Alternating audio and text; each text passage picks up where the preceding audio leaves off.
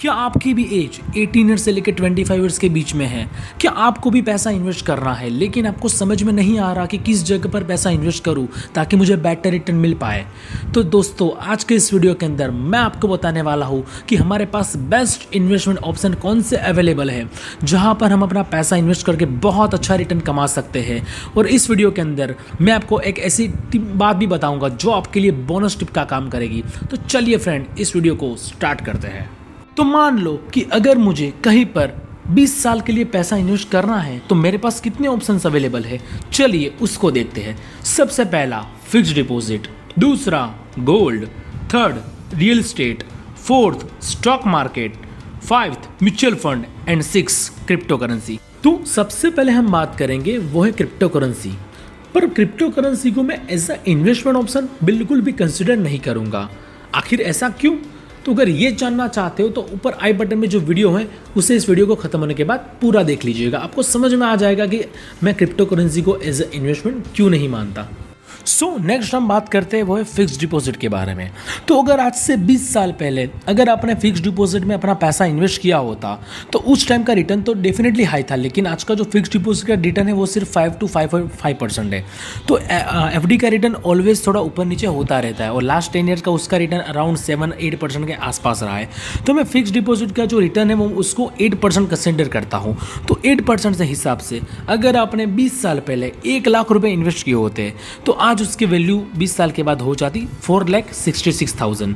लेकिन क्या सच में आपको 8% का रिटर्न मिला है या नहीं मिला है, तो उसे चेक करते हैं। बिकॉज हम सबको पता है कि आपको जो भी एफडी में रिटर्न मिलता है उस रिटर्न पर आपको 10% का फ्लैट टैक्स देना है।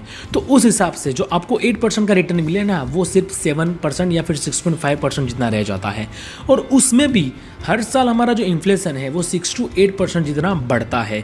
तो उस हिसाब से अगर मैं देखूँ तो आपका जो पैसा है ना 1 लाख, उसकी वैल्यू बिल्कुल भी नहीं बढ़ी है, सिर्फ अमाउंट बढ़ा है। अगर वैल्यू नहीं बढ़ी है ना तो इसको आप एज ए इन्वेस्टमेंट कभी नहीं लेना चाहिए। और अगर आपकी ग्रोथ भी हुई ना, वो तो सिर्फ 1% हुई है, मुझे ऐसा लगता है।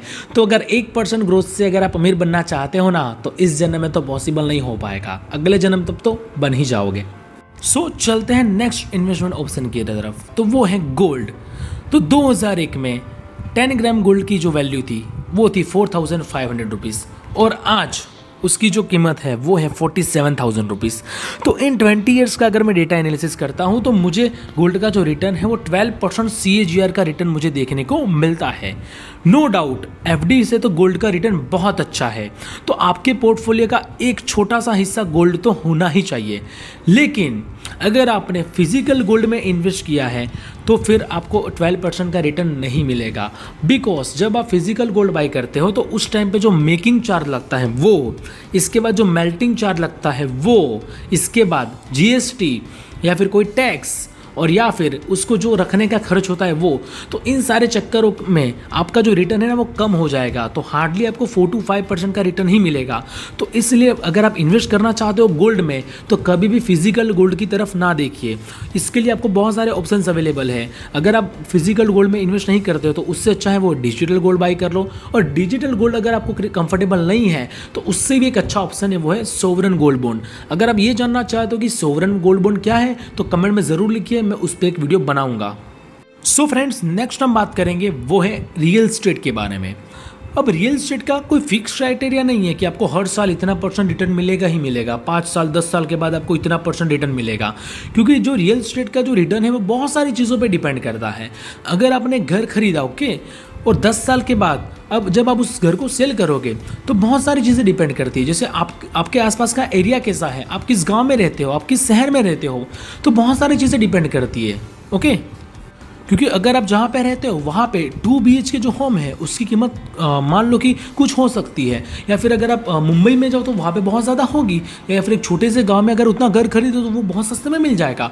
तो भाई साहब वो आपकी जगह तो सेम टू सेम है ना, लेकिन आपके आसपास की जगह बहुत सारी डिफरेंट है, तो उस वजह से आपका रिटर्न बहुत सारी चीज़ों पर डिपेंड करता है। तो इसको याद रखें, रियल एस्टेट को जब भी आप कंसिडर करो एज ए इन्वेस्टमेंट तो आपके आसपास या फिर आप जो फ्यूचर बनने वाला है ना तो उसको खास देखें। और दूसरा, रियल एस्टेट में जो इन्वेस्टमेंट है वो बहुत ज़्यादा लगती है। ऐसा नहीं है कि आप किसी घर को बाई करोगे तो मिनिमम आपको 20, 30, 50 लाख रुपीस लगते हैं। तो इतना सारा इन्वेस्टमेंट आपको स्टार्टिंग में ही लगाना पड़ता है। तो अगर आपके पास इतने सारे पैसे हैं, 1 करोड़ रुपए हैं, तो डेफिनेटली आप रियल एस्टेट में इन्वेस्ट कीजिए, बहुत अच्छा रिटर्न वो देता है। लेकिन अगर आपके पास इतना इनफ मनी नहीं है तो फिर आपको रियल एस्टेट में ज़रूरत नहीं है, क्योंकि रियल एस्टेट से भी ज़्यादा बेटर ऑप्शन हमारे पास अवेलेबल है से। तो हमारा जो नेक्स्ट इन्वेस्टमेंट ऑप्शन है वो है म्यूचुअल फंड और स्टॉक मार्केट। तो पहले हम बात करेंगे स्टॉक मार्केट के बारे में। तो लास्ट 20 ईयर का अगर मैं इंडेक्स का डेटा एनालिसिस करता हूँ तो मुझे पता चलता है कि लास्ट 20 ईयर में जो निफ्टी और सेंसेक्स है उसने 15% CAGR का रिटर्न दिया है। जी हाँ दोस्तों, 15% CAGR, वो भी सिर्फ इंडेक्स ने। अगर मैं इंडिविजुअल शेयर्स की बात करूँ ना, तो वो तो बहुत सारे ऐसे शेयर्स हैं जिन्होंने बहुत अच्छा रिटर्न दिया है। Bajaj finance 44% CAGR, Kotak Mahindra bank 40% CAGR, Lupin 36% CAGR, Asian paints 29% CAGR, HDFC bank 25% CAGR, Britannia 24%, Reliance 23%। तो ऐसे शेयर्स हैं जिसने लास्ट 20 ईयर में 20% से भी ज़्यादा CAGR का रिटर्न दिया है। तो दैट बहुत अच्छी बात है। शेयर्स में आपको सबसे अच्छी बात यही मिलती है कि ऐसे बहुत सारे कंपनीज है जहाँ पर आपको बहुत अच्छा रिटर्न इन फ्यूचर में मिल सकता है। अभी भी ऐसी बहुत सारी कंपनीज है, अगर आप अच्छे से एनालिसिस करते हो तब बाकी जितने भी इन्वेस्टमेंट ऑप्शन है ना उसको कंसिडर ना करो, सिर्फ स्टॉक मार्केट का करोगे ना तो भी आप अमीर बनना पक्का है। तो अब आप ही लोग डिसाइड कीजिए कि आपको इन्वेस्टमेंट कहाँ पे करनी है, क्योंकि हमने बहुत सारे ऑप्शंस इस वीडियो में देखे। अगर आप लोग ये जानना चाहते हो कि म्यूचुअल फंड कितना रिटर्न देता है, मैं बोलता हूँ म्यूचुअल फंड 25% CAGR का रिटर्न देता है। और वो कैसे देता है, अगर ये जानना चाहते हो तो राइट वाली वीडियो क्लिक कीजिए। और अगर आप लोग ये जानना चाहते हो कि क्रिप्टो करेंसी में इन्वेस्टमेंट क्यों नहीं करना चाहिए, तो उसके लिए लेफ्ट वाला वीडियो क्लिक कीजिए। तो फ्रेंड्स, मिलते हैं ऐसे इंटरेस्टिंग वीडियो के साथ अगली वीडियो में।